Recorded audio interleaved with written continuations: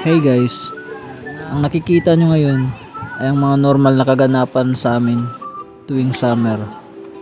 Isa sa mga dahilan kung bakit palaging nakakamiss ang umuwi ng probinsya ay ang ganitong mga tagpo. Sino ba naman sa atin ang ayaw ng ganitong break? Break from nakakapagod na mundo, nakakapagod na trabaho, maingay na syudad at walang katapusang problema.